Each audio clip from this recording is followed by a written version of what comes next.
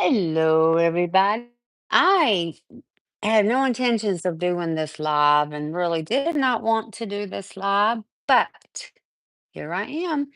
So let me explain. Welcome back to Two Friends in the Bible. And if we have not met you before, nice to finally meet you. And if we have met you, welcome back. Okay, now I'm doing this live because we have not done a video in a while. And we got rid of our streaming service, which is one of the reason Flora is not on the video, is we have not updated or redid our streaming service, and so I can't bring a second person in without that streaming service. But I also can't do a recording unless I go live. At least I hadn't figured it out. YouTube is just doesn't have a function where you can just record straight to YouTube. You really do have to have a streaming service. So anyway, that's why I'm live, but it will record this and upload to YouTube eventually. So anyway, what I'm doing is maybe about a month or so ago, I guess. Um, the library where I take my granddaughter for story time had said something to me about wanting me to do a book club with them. And I love to read, so I'm like, oh, that'd be kind of fun. I like books. I would love to have a book club. And I thought about it and I prayed about it and I was really looking into doing it. But then it was like, I hear the Lord say, yeah, but you're going to be limited on what you can say, limited on what books y'all read, that type of thing. Why don't you just do it on your YouTube channel? There would be plenty of people out there who would probably enjoy a book club. Gives us something to do. Because we're not busy enough, but you never know when another like 2020 type thing happens, martial law, anything like that. So you never know, right? So it could happen. And so this will give us something to do. But now this does not mean we are not. We still have our eyes looking up to Jesus, waiting on him, and believe any second, any day he's coming back. And we know, and we still are very faithful in that belief. And that is not changed. And part of the reason we haven't been on here is because Lord gave us this big project to do. And we worked on it, but it was a lot bigger than we thought. So it took us a little bit longer and just took a lot of time, but was well worth it. We'll have to talk about that another time. So as I'm sitting here trying to decide, do I want to do this book club? Is this what I want to do? Is that really something we should do? And I felt like, we are all, so many of us are on pins and needles. We have faith and we are not in fear, none of that. But, sometimes you're on pins and needles waiting to see, what's going to happen next. And sometimes, and just watching and waiting all the time can get a little, um,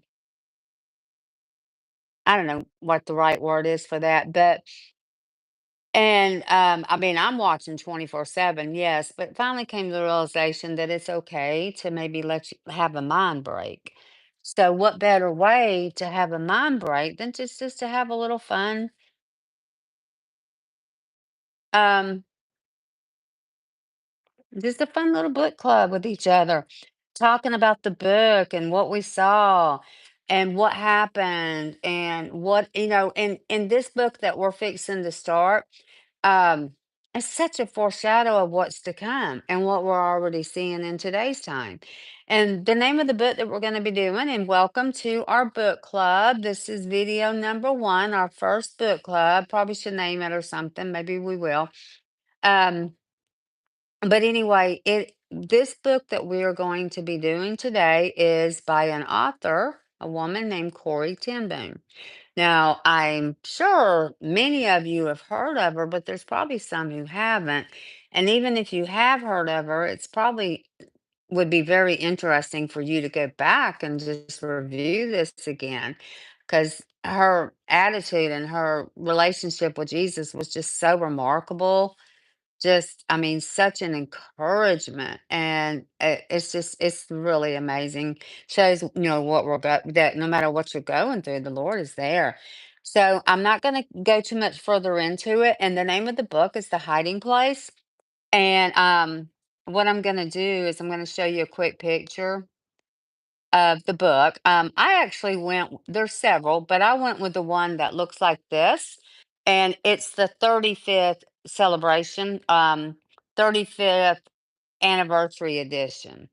And there was a woman by the name of Elizabeth and her husband John Sherrill that had met Corey and spent time with Corey, and they just did the 35th um, edition as a memory, that type of thing. But it's all Corey's words and all, so it's really good. Before we, and so what I'm going to do is today we're going to be talking about chapters 1 through 5 and half of 6. Now I understand that normally the way a book club would go is you would say, okay, read chapter 1 through 3 and we'll discuss it next week. And that is how it's going to be for the future. This was just impromptu. It was, come on, let's get this started. So here I am. So next week, we will be going over half of the second half of chapter 6 through chapter 10. So if you want to get the book and catch up and read, or if you just want to listen, that's great too. I'm not going to read the book. What I did was I went through and I did summarizing of the book. Okay. And so, but I would love to hear comments. And if you have a book that you'd like to do for the book club, please send that to me. You can leave it as a comment or you can send it to me at twofriendsandabible@gmail.com. Okay. So before we get started though, I want to read you a couple of people that had met Corey, spent time with Corey, and what they say and their thoughts on Corey. And the first one's from a woman named Joni Erica Sentada. And I'm sure many of you have heard about her. She's also a remarkable woman. And being that she's actually given a reference and talking about Corey in this book, makes me think maybe that will be our next book because she has an amazing story as well. But I'm going to read you what she had to say, and then I've got two more I'm going to read from two more people. Theirs are pretty short. This one's a little longer, and then we're going to get started on the summary of chapters 1 through 5 and the first half of 6.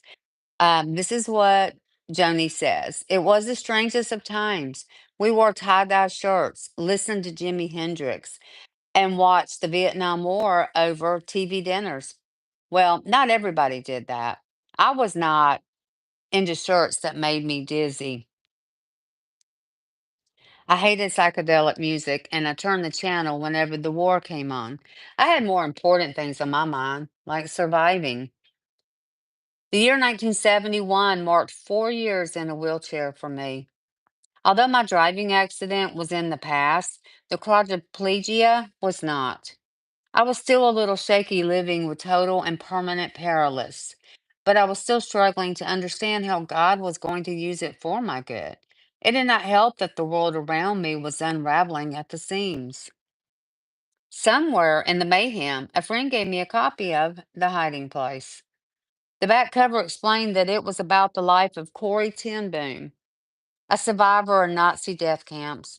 I was intrigued. As I said, I was into surviving. Perhaps this gutsy, gray haired woman wearing a coat like the old raccoon thing in my mother's closet would have something to say to me. The first chapter had me hooked. And although Corey was from a different era, her life reached across the decades. World War II was far different from my own Holocaust, but her ability to look straight into the terrifying jaws of a gas chambered hell and walk out courageously into the sunshine of the other side was, well, just the story I needed to hear. For years to come, when I would occasionally fall back into my own pit of fear or depression, the Spirit of God would tenderly bring to mind her well known phrases. There is no pit so deep that God's love is not deeper still. Only heaven will reveal the top side of God's tapestry. And probably the most potent and powerful of all, simply, Jesus is victor. You can understand why when I first met Corey Ten Boom, I was filled with glee. She grasped my shoulder firmly and announced in her thick Dutch accent, "Oh, Joni, it will be a grand day when we will dance together in heaven." The image she painted of us skipping down streets of gold left me breathless. I could easily picture the scene of glory and gladness. It made me realize I had survived. From then on, the years flew, and Corey continued to write books, to travel to countless countries, and even oversaw the film they made called The Hiding Place. But time was catching up with her, and after several strokes, her tired body finally gave out.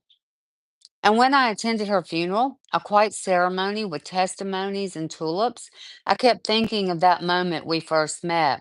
I smiled to imagine that heaven was applauding and that Jesus was probably explaining to her his choice of strange dark threads mixed among the gold in the tapestry of which she so often spoke. That was 1983. The years have continued to march on, and sadly, things are no less crazy. What few seems are holding the planet together are strained and threadbare, like so many people wondering how to survive in a world that even dear Corey would barely recognize. I take that back. She would recognize it, and she would know exactly what to do in the face of new wars, whispering of global holocaust that threaten the survival of all mankind. She would firmly yet gently point people to the Savior, reminding them that He is still victor. She would remind us all of the old story that Jesus had conquered sin, no matter how ugly and pernicious it gets, and that soon, perhaps sooner than we think, he will finally close the curtain of sin and suffering, hate, and holocaust to welcome home his survivors. Survivors. I like that.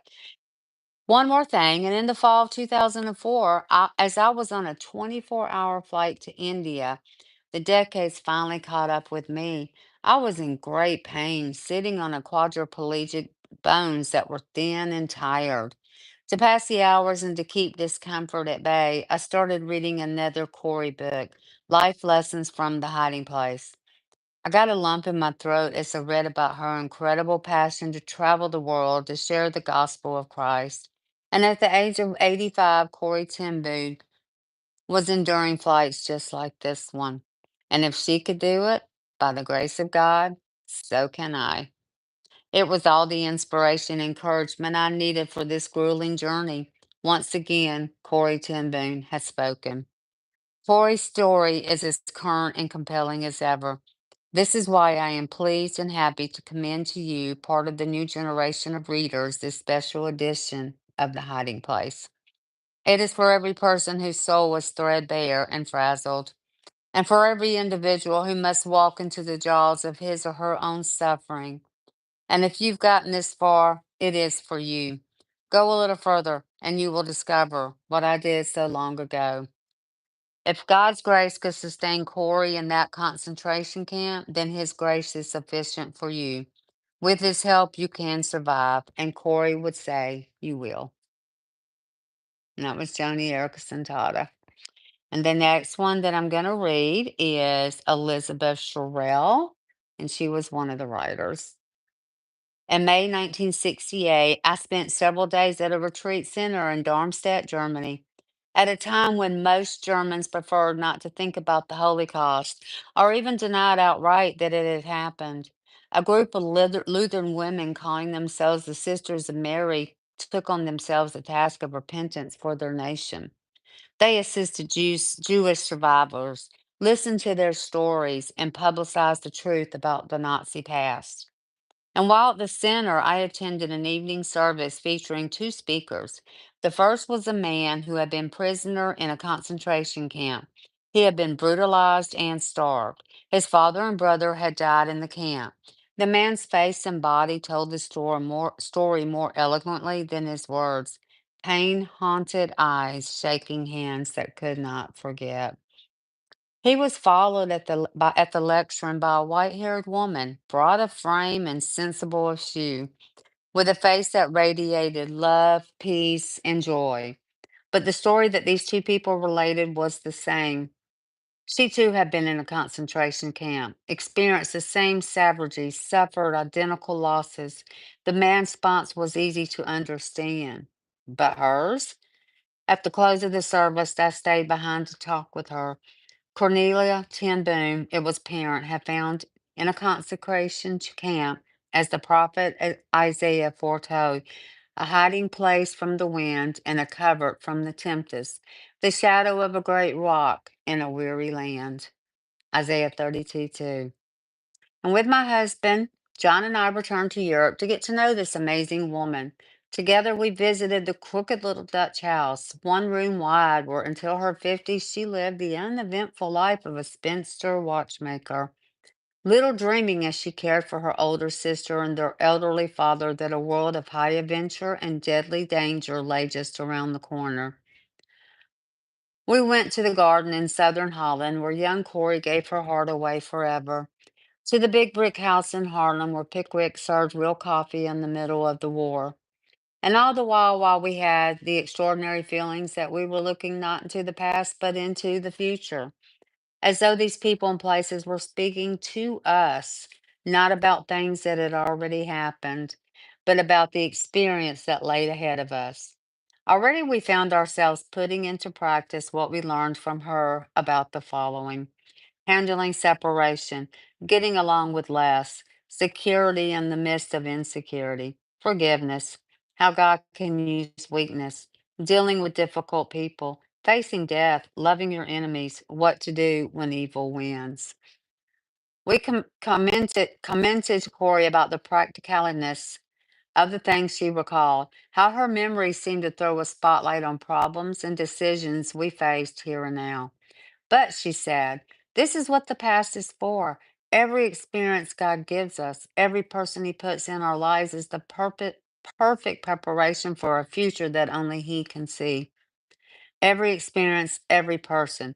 Father, who did the finest watch repairs in Holland and then would forget to send the bill. Mama, whose body became a prison, but whose spirit soared free. Betsy, who could make a party out of three potatoes and some twice used tea leaves. As we looked into the twinkling blue eyes of this undefeatable woman, we wished that these people had been part of our own lives. And then, of course, we realized they can be. And I will say this in my summary, I'm not going to do a whole lot on the parents and stuff because it would just be way too long. Again, why I highly recommend reading. Okay, and then one last one, it's not very long, and then we'll get started on the summary, is by a man named Brother Andrew, and he is the founder of Open Doors and the author of God's Smuggler. I don't know anything about him. I just thought what he had to say was worth reading. All right, so anyone who thinks Christianity is boring has not yet been introduced to my friend, Corrie Ten Boom. One of the qualities I admired best about this remarkable lady was her zest for adventure. Although she was many years my senior, she traveled tirelessly with me behind the Iron Curtain, meeting with clandestine Christian cell groups in the days when this meant risking prison or deportation.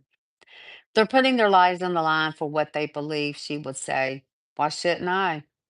If Corey were alive today, I have no doubt she would insist on going with me to the current hot spots of persecution, and how she would delight in sharing her radical faith with bold believers, like the Christian Motorcycle Association, that wonderful group of men and women who often drive their bikes into poor countries, then give them away to pastors who have no other way to get around. If you have never met Corey Ten Boom, the best way to enter into a lifetime friendship with her and her Lord is through the pages of the book, The Hiding Place. And that as it celebrates its 35th year celebration. A new generation is responding to her ringing challenge. Come with me and step into the greatest adventure you will ever know. I thought that was really good. So now I'm going to go ahead and summarize the first five chapters of the book and also half of chapter six. Now, I will tell you, chapter three is talking about her and Corey and a man that she had met that she really fell in love with. And I think he fell in love with her too, but circumstances kept them from being able to be together. And she knew she would never be able to love anyone else. And so she made the ultimate decision to not get married and ever. And that is what chapter three is about. And then some of the other chapters, some of the chapters are about the mom and the dad and stuff. I didn't go into too much of that because again, it would have made this way too long. So, but I do highly recommend reading it because it does give an idea of her life, her childhood, where she came from, what kind of parents she had, that type of thing. So if you've never heard of Corrie Ten Boom, my prayer is that this book club and the hiding place will give you the same encouragement that it did for me. Really, really, really enjoyed it. And where did the hiding place come from? The name hiding place? Well, we're going to find out as we're reading the book, but it was named after Psalm 32:7. Thou art my hiding place. Thou wilt preserve me from trouble. Thou wilt compass me about with the songs of deliverance. Okay, so and of course, the hiding place became something really big, but that is where they took the name. It's from Psalm 32:7. And one last verse I want to read that Corey was very big about saying and preaching and teaching. Um, and it's First Thessalonians 5:18. Be thankful in all circumstances, and everything give thanks, for this is the will of God for you in Christ Jesus. And you'll understand as we get further into the book about how difficult sometimes being thankful is, but how much better it is when you are, and to give thanks in all circumstances. Okay, so Corey, she was born April 15th, 1892, in Haarlem, Netherlands, and she died April 15th, 1983, while living in the United States. Interesting, she died on her birthday. My grandfather died on his birthday, and that's very rare. Well, she had four siblings. She had Betsy Ten Boom, one of her sisters, William Ten Boom, and a sister, Johanna Arnaldo Ten Boom, who went by the name Noli or Nolly. So I'm just going to start calling her that for the rest of the book because it's much easier. Oh, and then the fourth child was a son. His name was Hendrik Jan Ten Boom. He was born September 12th, 1888, and he passed away March 6th, 1889. So obviously he was an infant, guess about 8 or 9 months old when he passed away. Um, Corey's parents were Casper Ten Boom and then Cornelia Johanna Arnaldo Ten Boom. At the time that the book really starts focusing on, and at the time the events of these things occur, William and Nolly were no longer living there. Corey's mom had passed away, and let's see, Nolly and William had moved out and gotten married. Her mom had passed away, and they also had three aunts living with them, but those three aunts had passed away as well by the time these major events in the book happened. And at that time, at that point, when all these things happened that we're going to talk about, there was only Corey and Betsy and Casper the dad living in the home. Okay, so as after Casper, his children were all raised. He actually went on to raise another 11 children who were homeless and provided them with not just a place to live, but a lot of love. And Corey and her sister, again, they never married. Betsy decided she didn't want to get married because she had had a lot of health issues and just didn't feel that was a good thing because she wasn't going to be able to have children and stuff. And so back in that era, I can see. But not but Nolly did marry and she has six children. And William, he went on to become a minister after attending college in Germany. He married and had four children. Nolly was born with anemia and suffered with this throughout her life. All the Ten Boom children spoke Dutch, German, and English. Interesting thing to know, William, when he was in college in 1927, and he wrote his thesis, his doctoral thesis, that a terrible evil was taking root in that country, referring to Germany. He wrote that right at his university, seeds were being planted of a contempt for human life such as the world had never seen. His paper was laughed at in disbelief. But by 1937, just 10 years later, all Jewish businesses in Germany were out of business. Wow. Okay. Also, I can't remember. That's nothing about doing this live. I can't remember if I mentioned that The Hiding Place was also on Netflix. There was a movie. Okay.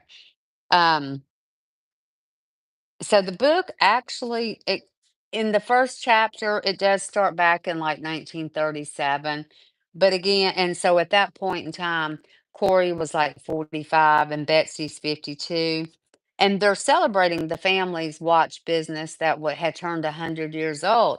Casper's dad was actually the one that started the business in 1837. So in 1937, they had become a year old. So that's where they started the actual book. But then it does go back in the past a little bit, and then but that's the part that I'm kind of skipping over. Okay, but and then I'm gonna get back up to 1940.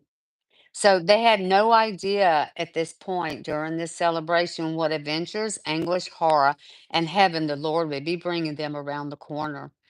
The Ten Boons were all devout Christians and knew that life experiences, when we allow God to use them, become the mysterious preparations for the work He will give us to do.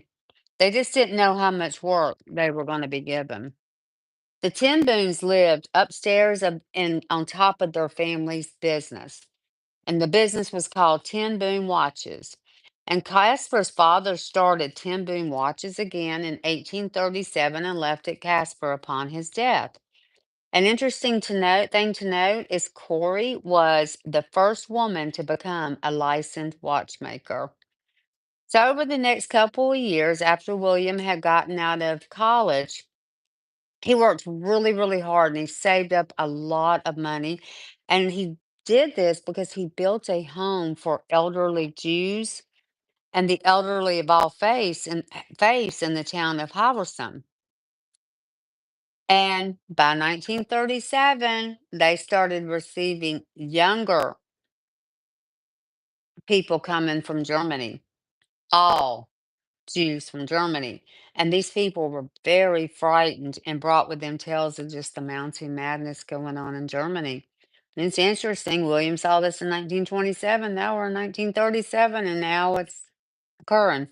So as time went on, okay, so we're moving on to Casper, sorry. As time went on, Casper had hired a lot of apprentices, several, and all of them came with very good recommendation from from the people, the government in Berlin, Germany. Unfortunately, the closer they were getting to 1937, um, one of these that he had hired, one of these apprentices, did not work out because he was so disrespectful to the elderly and to the Jewish community. By this time, Germany's new system of teaching taught that the elderly and weak were to be eliminated. So depopulation. And by 1940, Corey and Casper and Betsy and a few other family members were sitting around their radio because the prime minister was going to be making a big announcement to the nation. And they said that, this at this point, England, France, and Germany were at war with each other.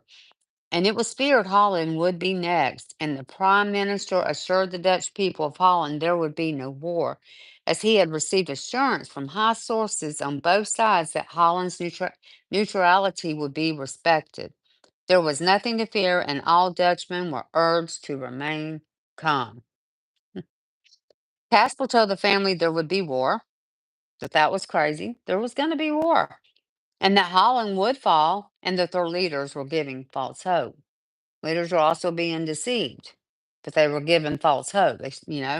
So another addition to Germany's new system of teaching is to lie to the people. So if they were lying to the people, why wouldn't they lie to your government? So anyway, Caspar went on to say he was sorry for all those Dutchmen who did not know or understand the power of God, Father God, for they will be beaten, but God will not.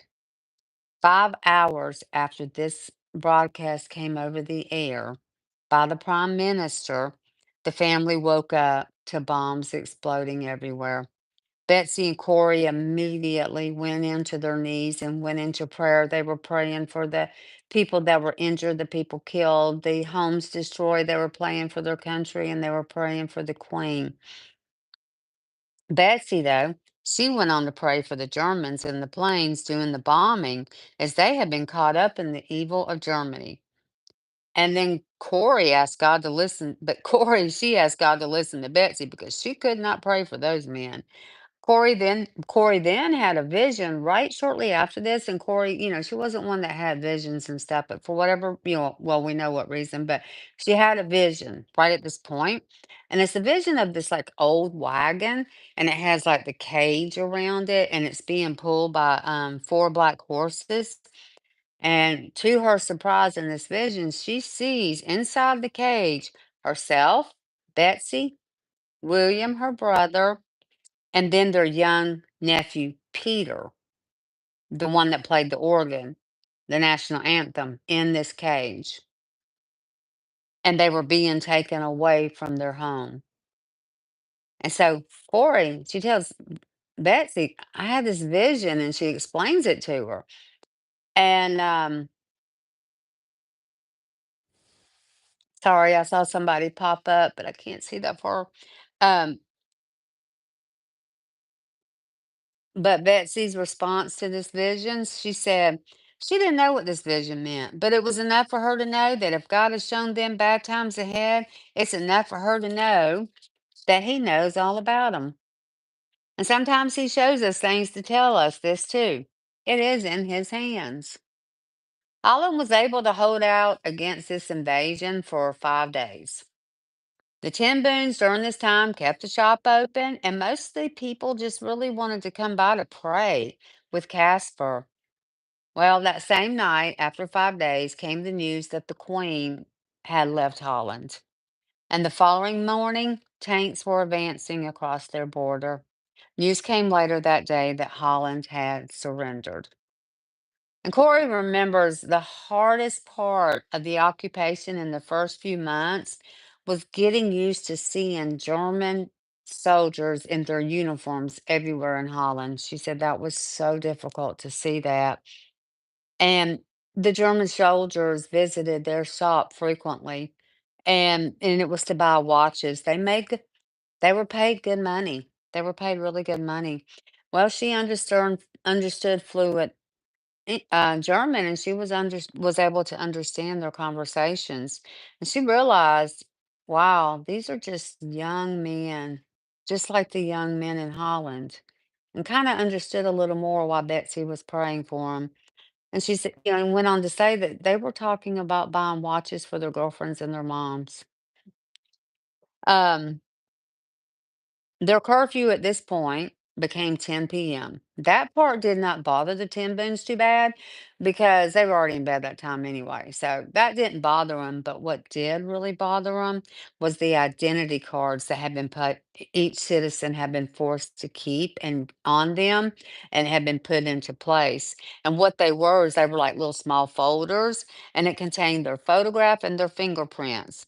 And it had to be worn around their neck all the time, all the time, and if they were asked to produce it, it had to be done on demand, no questions asked. So now, also, you've got the Harlem, where they lived, police that is now under German command. In addition, they're also being given ration cards, and if you don't know what those are cards that you are given, and you're allowed to go to the store, grocery store, whatever, and purchase whatever that card allows you to purchase. Um, and it's not much. It's not a lot. You're not eating lobster, you're eating ramen noodles, I mean, it's not a lot on there. And then in addition to that, now their newspapers, the Dutch newspapers, all they carried was information giving praises to how wonderful Germany was, and not really giving real news. They were only able to get that information via the radio because most of it came from England. Unfortunately, that did not last either because now they're taking the radios.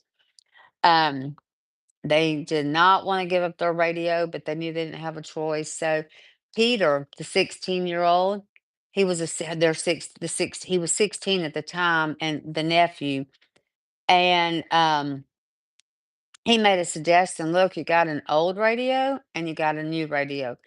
Turn over the old radio, because if you don't turn over something, they're going to be suspicious, because pretty much all homes have radios now.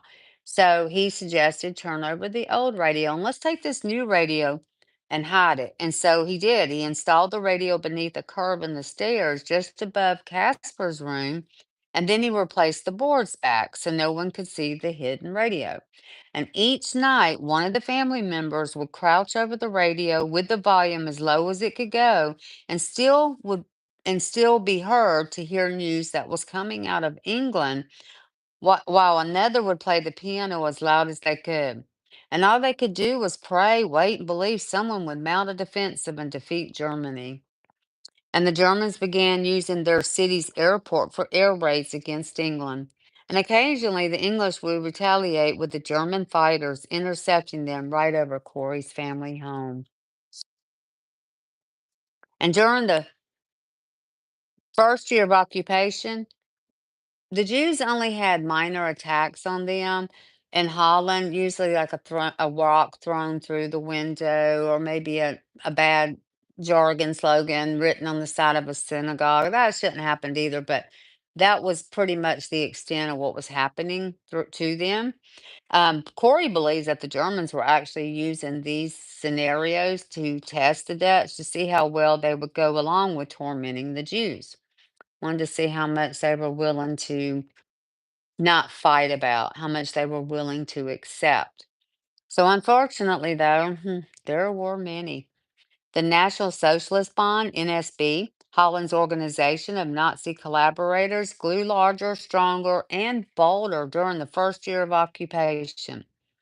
Businesses, restaurants, parks, etc., started putting signs in the windows: no Jews. Jews were required to wear a five-pointed yellow star. Synagogues burned, and then Jews began to disappear. And now we're going into the second year of occupation, and this is in 1942. Bear with me because this does lead up to what happens with Corey's family. Um, so Corey and her sister Betsy, they were outside, and all of a sudden, a bunch of police surround the neighbor's house, and it's a Jewish man's house. And they go in and they get this Jewish man, and they bring him out, and they put him in the yard, and they tie him up and bound his hands, and they go in and ransack his home and steal everything he has. And that upset Betsy and Corey so much that they ran over, they got him, and they brought him back home to their house. And Casper greeted him and said, "You're welcome. Come on in. Come on in." Um, but they didn't know what they were going to do. What do we do? This man can't go back home. They've already, done this. What's next? And so they called William. And if you remember, William had opened the house for elderly Jews to see what he could do. Well, they wanted to see William and talk to William. But unfortunately, by this point, private phones had all been taken out of the homes. So now they had no radio, supposedly had no radio, no phones, and their food was being rationed. Um, they were having to wear those things around their necks to identify them. Kind of sounds like the end times, don't it? I guess that's why a lot of people thought that's what that was back then, huh? Yeah, definitely sounds like it though. I'll probably, of course, we know it wasn't, but it does sound like, and that kind of gives a foreshadow of what we're going to be experiencing. Um, they're going to be taken over. Hi, Joanne. I did see that. Okay, so all the private phones have been disconnected.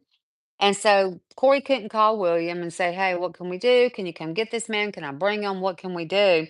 So she had to get on a train and actually take a trip out to where he lived. And he wasn't there, because she wasn't able to tell him she was coming, but his son Kick was. And she told Kick what was going on, and he told her, "Look, have this neighbor ready as soon as it's dark." This point, the curfew was now 9 o'clock. So it gone from 10 to 9. And as soon as it was dark, Kick shows up and he takes the man away. And later, Corey sees Kick and she asks him, "What happened?" Where is he? And Kick told her that if she wants to work with the underground, she needed to learn not to ask questions. And of course, he said it in a loving nephew way, but he was telling her, you don't ask questions. You don't want some things you just don't want to know. And what you don't know, you can't tell or whatever. So that's what he was saying. Um,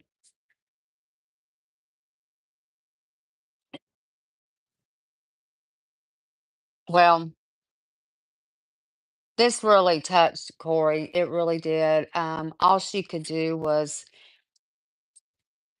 it just bothered her really bad, and she wasn't sure where she was supposed to go with this. So what she started doing was she started helping the Jewish neighbors with picking up and delivering work, and also groceries and such, so that they wouldn't have to venture into town and help stay under the radar. In other words, she would bring their work to them. She would bring them food and things such as that, because this way they were able to kind of stay under the radar for a little longer, because the more they were in town, the more they were noticed, and they had to wear the big yellow stars.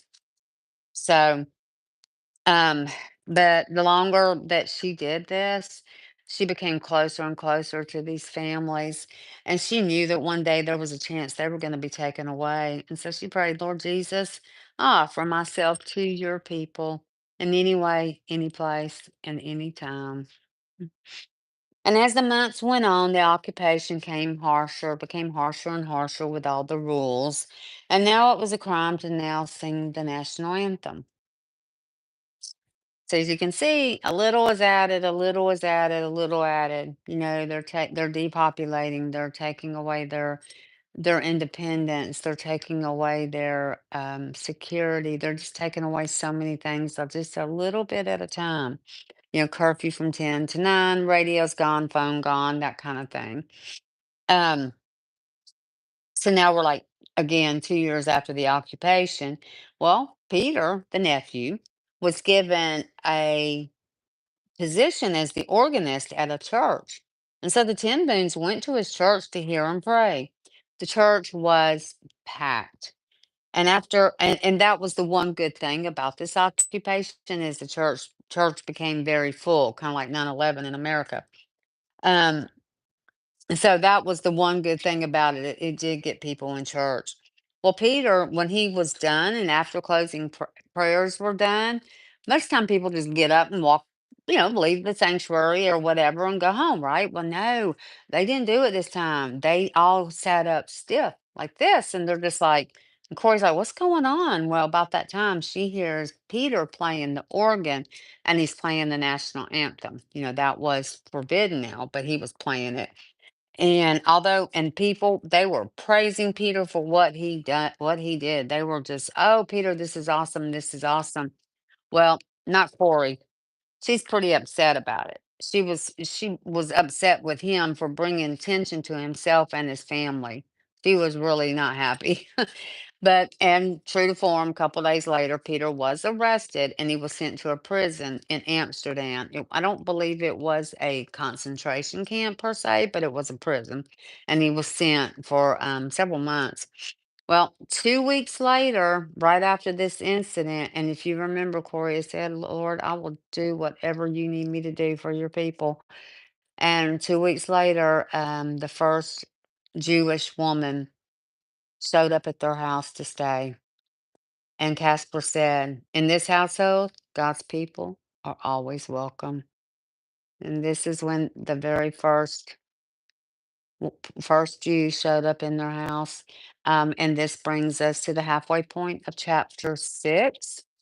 And I hope you guys really enjoyed this. And I'm gonna again in the week next week, Sunday or Monday. I'm not sure. Probably Monday is when they're actually going to be uploaded. Today I had some time to get it out, and I had to push. He wanted me to get it out.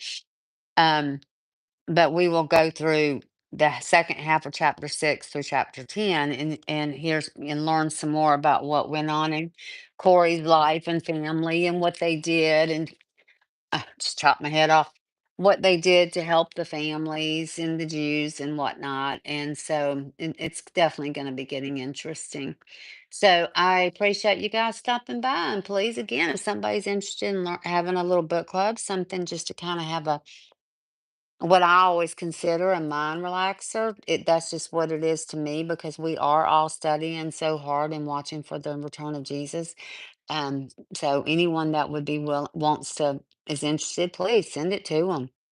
Okay, guys, I thank you so much, and we will see you very soon. Let's see if I can figure out how to turn. Oh, and I shouldn't be allowed out in public sometimes. All right, well, y'all, thank you. You can get off if you. Well, okay, thank you, guys.